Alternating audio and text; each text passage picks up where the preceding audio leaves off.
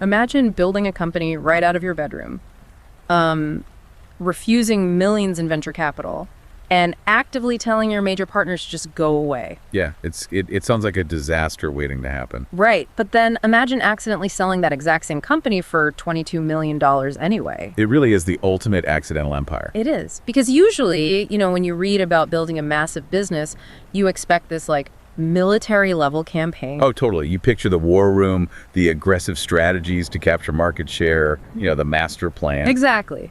But today's source material just throws all of that completely out the window. It really does. So today we're doing a deep dive into Derek Sivers' manifesto. It's called Anything You Want, 40 Lessons for a New Kind of Entrepreneur. And what I love about this book is that Sivers isn't preaching some flawless universal doctrine, right? No, not at all. He is sharing his very specific, honestly, often chaotic experience of building CD Baby. Which became this massive independent music distributor. Right. And he did it by actively doing the exact opposite of, basically everything business schools teach you. Yeah. And that's the mission for today's deep dive. To extract those counterintuitive nuggets of wisdom. Because they apply to so much more than just startups. Exactly. Whether you're building a company, managing a complex project, or really just trying to design a happier, less stressful life for yourself, the way this guy views success is going to challenge some of your core assumptions. I completely agree. Okay, let's unpack this. We have to go back to 1997? The early days. Right. Who was Derek Sivers before all of this? Because, he certainly wasn't some Silicon Valley tech bro. Far from it, actually. In 1997, Sivers was a highly content, full-time independent musician living in Woodstock, New York. Oh, wow. Woodstock. Yeah. He produced records. He played gigs. He even toured with a circus for a while. Wait, a literal circus? A literal circus. He just wasn't looking for a pivot into the tech world at all. He was already living his dream, making a living off his art. So, how does a circus musician end up building a multi-million-dollar e-commerce platform? Well, it started entirely out of personal frustration. Like most great things. Exactly. Yeah. He had sold about 1,500 copies of his own CD at his live shows out of the trunk of his car, basically. Yeah. And he just wanted a way to sell them online because the internet was just starting to boom. Right. Late 90s. But when he contacted the big online record stores of the era, they just flat out rejected him. Really? Why? Because back then, the entire music industry, infrastructure, even online, was built strictly for the giants. Online stores only dealt with massive major label distributors. Okay. Yeah. It's almost like trying to get an indie movie into a major theater chain. Yes. You're completely locked out unless you know the bouncer, or in this case, the major distributor. That is a perfect analogy. And those distributors were notoriously awful to independent artists anyway. Oh, I bet. They would take your physical CDs, hold on to the money for like a year before paying you. Whole year. Yeah, and if you didn't sell fast enough, they just kick you out of their system. The gatekeepers really held all the keys. That's brutal. So Sivers basically decided to bypass the theater chain entirely. Good for him. How did he even do that back then? He bought a book on programming, taught himself some basic code, and spent 3 agonizing months just setting up a credit card merchant account. Oh man, 3 months. Because this is way before Stripe or PayPal existed. Exactly. It was a nightmare. But finally, he built this super rudimentary BUY and now W button on his own personal website. And I imagine that was supposed to be the end of it, right? Like he built the button, he sold his CDs, problem solved. That was totally the plan. But then his musician friends saw it. Oh. Yeah, they realized he had solved the exact problem they were all facing. So they asked if he could sell their CDs too. And he just said yes. He said, sure, just doing it as a favor. But then strangers started calling. Word of mouth. Right. They're saying they heard about his site from a friend of a friend. Suddenly he's managing 50 different artists' albums. Wow. He accidentally birthed a business.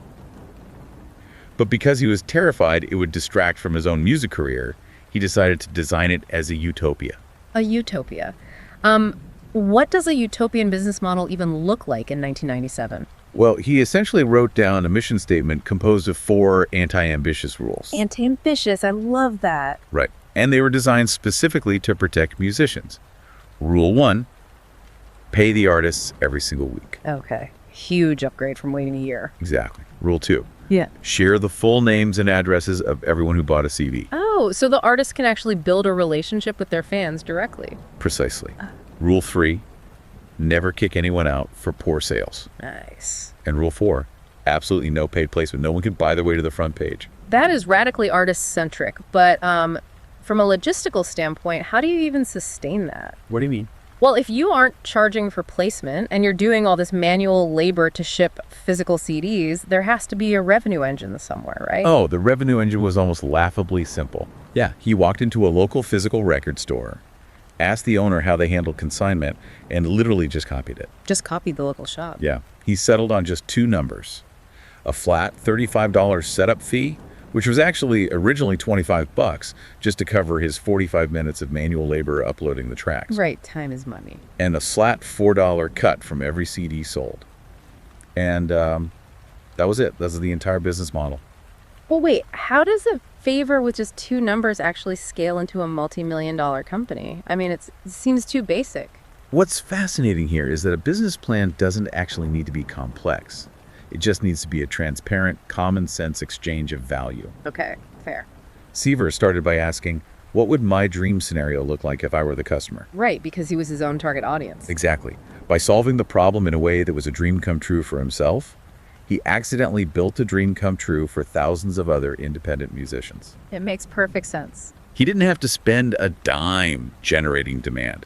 He just had to manage the flood of demand that naturally occurs when you remove all the friction from a broken system. Yeah, if you built the perfect tool for your own hyper-specific problem, there's a good chance you aren't the only one suffering from it. Exactly. But, as that demand flooded in, the late 90s dot-com boom was exploding all around him. Oh, yes, it was. And his reaction to that growth is probably the most jarring part of this whole story. It really is. I mean, the dot-com boom was an era of unprecedented financial excess. Oh, totally. People with nothing more than, vague ideas and buzzword-filled pitch decks were getting millions of dollars in venture capital funding. Yeah, the whole culture was just obsessed with massive server farms, aggressive scaling, rapid IPOs, all of that. Right. And where's Sivers during all this? He spent exactly $500 to start CD Baby. $500. Yes. And when massive investment firms started calling his house every week, offering millions of dollars to aggressively expand the platform, You just told them no. he literally told them he wanted his business to be smaller, not bigger. That is wild. I mean, he was building his own office computers by hand from spare parts. Yeah.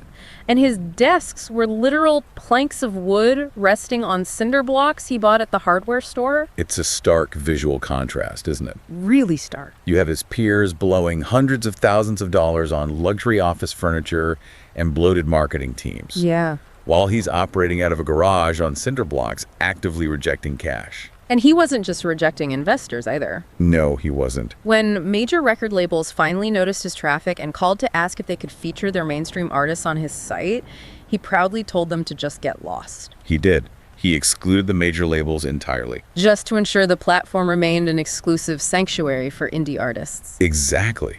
He developed this overarching philosophy. I mean- hell yeah or no. Hell yeah or no. Right. If an opportunity doesn't make you feel a resounding, absolute hell yeah, Yeah. then your answer must be no. But I have to push back here. Go for it. Isn't it incredibly dangerous to stubbornly refuse expansion and exclude major players when the market is literally begging you to grow?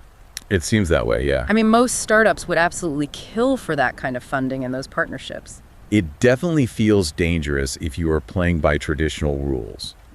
But having absolutely zero outside funding is actually a massive strategic advantage. How so? Without capital, you can't capture market share. Because taking venture capital fundamentally changes who you work for. Ah. The moment you take millions from a VC firm, your boss is no longer your customer. Your boss is the board of investors. Right. They want their money back. Exactly. Your primary goal shifts from serving the user to providing a massive rapid return on investment. So because Sivers bootstrapped it for $500, he only had to please the independent musicians. Precisely. And furthermore, by fiercely excluding the 99%, the major label CD Baby won the absolute undivided loyalty of their target, 1%. Oh, I see. So by rejecting the mainstream, he proved to the indie artists that he was actually on their side. Exactly. He wasn't just looking to cash out. When you confidently exclude people, you prove to your core audience how much you genuinely value them. That makes a lot of sense.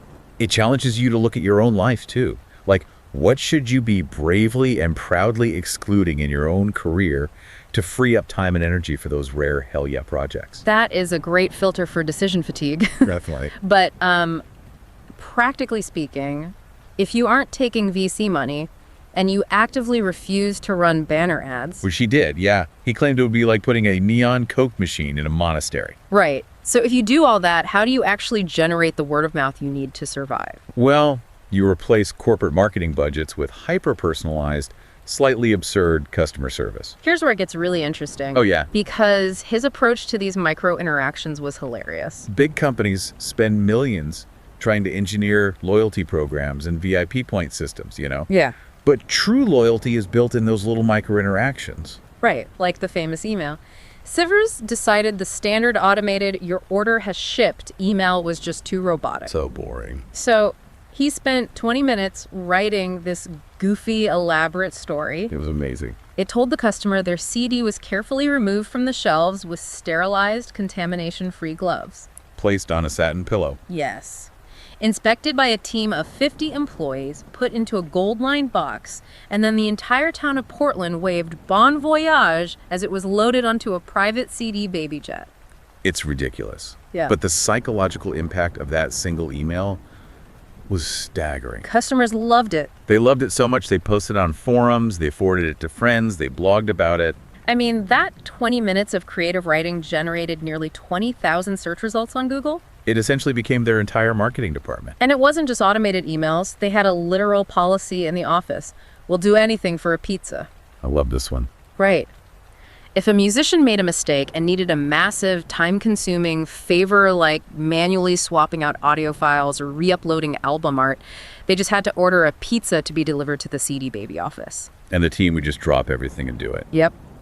And then at checkout, they had this special requests text box. The squid story. Yes. One customer jokingly asked for a rubber squid or a real one if rubber was unavailable. And this is where a normal company just ignores the joke and ships the product. Right. But a Korean customer had recently sent the CD Baby team a packaged fillet of real dried squid as a thank you. Naturally. So the shipping team actually put the real squid in the box with the customer's CDs. That is unbelievable. They also made it a rule to answer the phone in 2 rings, no matter what. Which is so rare. And Sivers wrote one line of code that changed the outgoing email from field to say CD Baby Loves, and then dynamically pull the customer's first name. So your inbox would literally say, CD Baby loves Susan. Exactly. It's exactly like finding hidden Easter eggs in a video game. That's a great way to put it. It completely delights you because it proves that a real, quirky human being actually built the thing you're using. And this is what Sivers calls the Tao of business. Care about your customers more than about yourself. Which feels so rare nowadays. Because when we use digital services today, it's a deeply dehumanizing experience. Totally. We are bombarded by faceless automated interactions. So when a company acts like a weird, caring human being answering the phone on the second ring, fulfilling a silly squid request, it shatters that digital fourth wall. People desperately want to know there's a human on the other side of the screen. Exactly. It's a brilliant way to build loyalty. But relying purely on human charm and a casual, informal atmosphere has a very sharp double edge. It really does. Because when you treat a multi-million-dollar operation like a weekend hobby, it inevitably collides with formal corporate law. Yes, it does. And that clash cost him $3.3 million. The infamous bank teller mistake. Ouch. This is a brutal lesson in understanding the mechanics of business structure. Yeah, walk us through what happened here. Okay, so years before CD Baby even existed, Sivers had borrowed $20,000 from his father to buy some studio equipment. Okay, pretty normal. And his dad suggested he formalize it by starting a corporation so the family business could technically buy shares in his music studio in exchange for the loan. Makes sense. So Sivers started a company called Hit Media Inc. and signed the paperwork. Okay, that seems fairly standard. It is. Until 4 years later, when CD Baby takes off. Right. Sivers takes his first batch of CD Baby checks to the bank to open a new business account. And the teller looks at him and says, "Hey, save yourself some paperwork at $100. Just make CD Baby an alias A doing business A's on your existing Hit Media account." Oh, no. And Sivers, wanting to just get back to coding, takes the lazy advice. He just lumps them together. Exactly.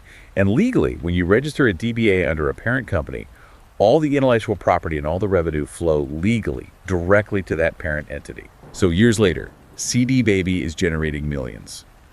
Sivers' accountant casually mentions that he doesn't need to file a separate tax return because CD Baby is just a line item on his dad's company's taxes. And that's when the horrifying reality sets in. Yes, he didn't just borrow $20,000 from his dad years ago.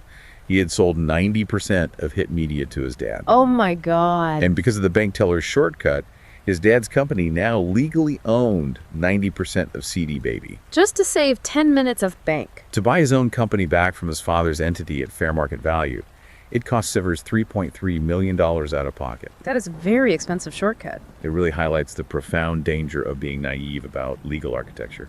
Definitely. And speaking of structural vulnerabilities, his informal approach also clashed spectacularly with the tech giants. Oh, the Apple incident. Right. In 2003, Apple invited CD Baby to provide independent music for the brand new iTunes store. Which was a massive win for indie artists. Huge win.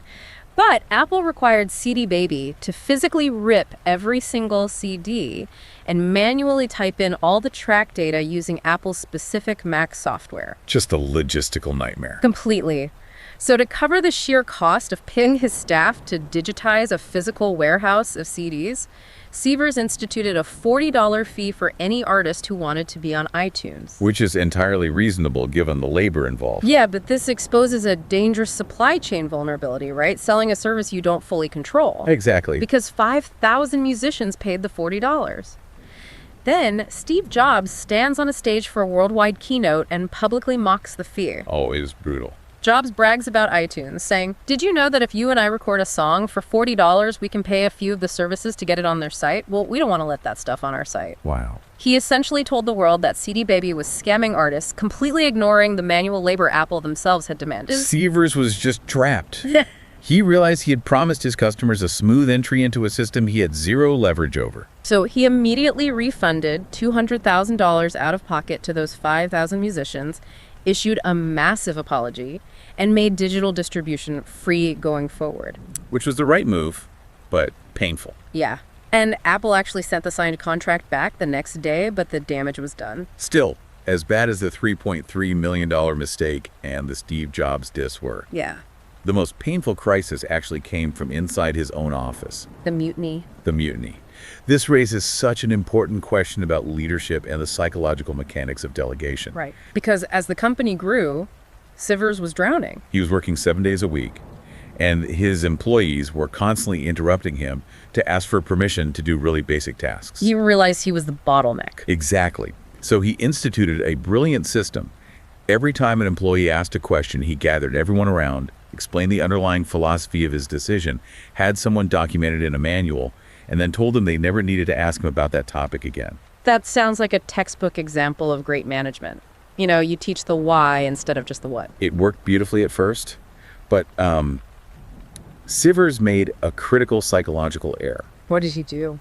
He hated managing people so much that he took this empowerment way too far and transitioned from delegation into total abdication. What's the difference, practically speaking? Well, delegation is empowering someone to do a task while you still hold the ultimate responsibility for the outcome. Right. Abdication is completely surrendering the throne. Sivers basically stopped going to the office. Wow. He told his employees they were now completely in charge of everything, including their own human resources and financial structures, without setting any executive guardrails. So he essentially handed them a blank check. Exactly. And human nature took its course. The employees, feeling like they were the ones actually running the company while the owner was absent, decided to set up a profit-sharing plan. Okay, sure. But because Sivers had given them the legal pen to write the rules, they legally drafted a plan that distributed 100% of the company's profits entirely to themselves. Wait, so the owner gets zero? Zero. Oh my God. And when Sivers finally looked at the books, discovered this, and used his ultimate authority as the owner to cancel the plan, the psychological whiplash was severe.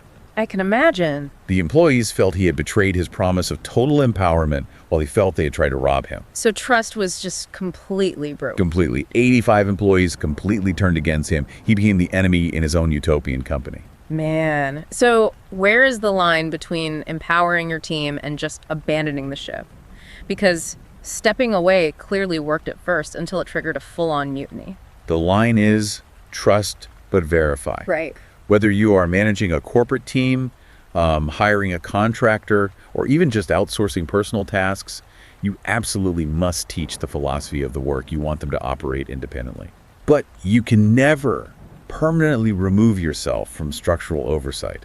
You own the outcome. Which perfectly explains why, after surviving all of this, Sivers realized the business had mutated into something he just no longer wanted. Yeah, by 2008, he had 85 angry employees, and he hated managing a large corporate machine. He realized his real joy was in the act of being a programmer and a creator. Not having a massive business to his name. Exactly. He was stuck, so he asked the marketing legend Seth Godin for advice. And Godin told him, if you care, sell. That is profound advice. It is. Godin recognized that Sivers' lack of vision for the future of the company was now actively doing a disservice to the musicians who relied on the platform. Right. The most caring, responsible thing he could do was hand the reins over to an entity that actually wanted to operate at scale. So he did. Sivers sold CD Baby for $22 million. But here's the wildest part of the whole story. He didn't keep the millions. No, he didn't. Before the sale, he transferred all the assets of the company into a charitable remainder unit trust. Which sounds incredibly complex, but the mechanics of it are actually quite beautiful. Right. Explain how that works, because it's not just a standard bank account. No, in plain English, a charitable remainder unit trust is an irrevocable legal fund. He put the entire $22 million into this trust. Wow. The rules of the trust dictate that Sivers receives a fixed 5% payout every year to live on, which is plenty for a simple life, but he legally cannot touch the principal amount. And then what happens to the rest? Upon his death, every single penny left in that fund goes directly to music education charities. He essentially locked the wealth away from himself. So what does this all mean? Yeah, it almost feels like Sivers played the ultimate game of business, beat the final boss, and then just left the prize money sitting on the arcade machine and walked out. If we connect this to the bigger picture, Yeah. it makes perfect sense. Uh-huh. Especially when you hear the Kurt Vonnegut anecdote he shares at the end of the book. Oh, I love this story. Vonnegut, the famous author, is at this extravagant party hosted by a billionaire hedge fund manager. A friend nudges Vonnegut and says, "Look at this guy. He makes more money in a day than you've made in your entire life. He has everything." And what does Vonnegut said? Vonnegut simply replies, "Yes, but I have something he will never have. The knowledge that I have enough." Wow. Enough. We are deeply conditioned by society to grade ourselves by our accumulation rights, our net worth, our job titles, the sheer size of our teams. Always wanting more. But for Sivers, grading himself meant looking at how many useful things he created for people he cared about. Yeah. He realized that exhausting himself trying to have the trappings of success was making him miserable. He just wanted to be a helpful person. It's a massive mindset shift. I think this challenges you, as the listener, to audit how you grade your own life. Yeah. Are you sacrificing your peace of mind to have a title? Or are you focusing on being the kind of person you actually want to be? That is a complete paradigm shift. It really is. So to wrap this all up, the core ethos of Derek Sivers' journey is incredibly liberating. You don't need a grand visionary master plan to start your project. You don't need a mountain of funding, and you don't have to follow the standard aggressive rules of scale. No, you don't. You just need to intensely focus on serving your specific customers, thrilling them with human details, and fiercely protect the things that bring you actual joy.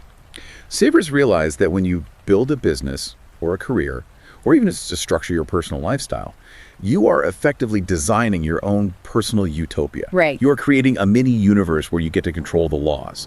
So look at the life and the work you are building right now. Yeah. If this is your utopia, what laws are you currently enforcing that actually make you miserable? And more importantly, what are you going to bravely and proudly exclude starting tomorrow?